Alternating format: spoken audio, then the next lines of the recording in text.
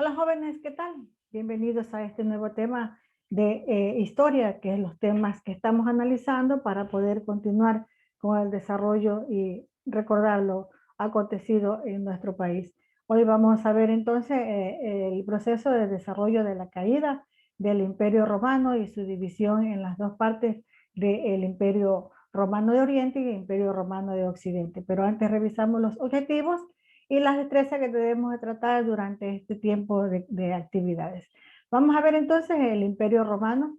¿Qué es el Imperio Romano? ¿Cómo se lo identificaba? Que para los latinos significaba Romanium, y fue el tercer periodo dentro de la historia en el tiempo de la antigüedad, en la antigüedad clásica, y fue posterior al proceso ya denominado de la República, y fue caracterizado por un gobierno de forma autócrata.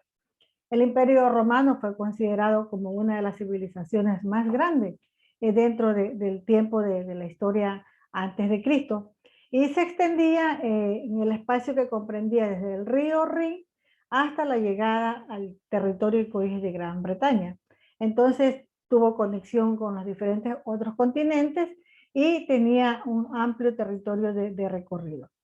Pero en el transcurso de la historia se dio la caída de este Imperio Romano de Occidente y del Oriente, y quedó dividido en dos partes. Quedó dividido en el Imperio Romano de Oriente y el Imperio Romano de Occidente, donde cada uno de ellos tuvieron sus dificultades y tropiezos, en los cuales también con el tiempo fueron desapareciendo y debido a las malas autoridades.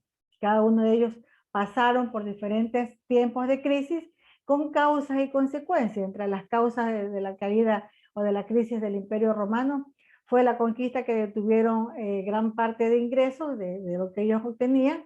Hubo también gran tiempo de inestabilidad política. Todo el ejército perdió su poder, perdió el tiempo de la defensa, y sus fronteras comenzaron a abrirse e incursionar otros territorios y otros imperios. Entonces vemos que entre las consecuencias que tuvieron para el fin de este imperio fue la inseguridad con los cuales estuvieron en sus fronteras. Se les complicó mucho el abastecimiento hacia sus habitantes.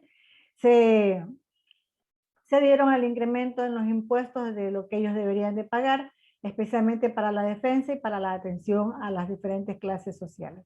Entonces vemos que el imperio, que en el año 395 después de Cristo, quedó dividido por la participación de Teodosio. ¿Quién fue Teodosio?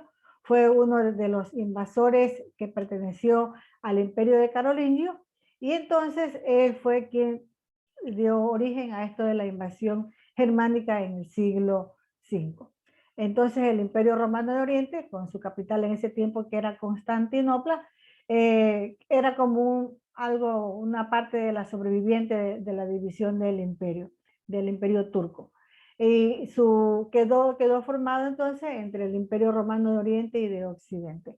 Entre los logros que se dieron en este imperio fue la formación del Imperio Bizantino. Posteriormente lo cual defendía todo el proceso de cristiandad del imperio, y la formación de los puentes, de puente entre unión entre el imperio de Oriente y de Occidente. Entonces, aquí vemos ya la división del Imperio Romano, que quedó formado en Romano de Occidente y Romano de Oriente, cada uno con su respectiva capital. Aquí tenemos Constantinopla en honor a Constantino, y acá tenemos la capital de Roma, que fue la base de su imperio.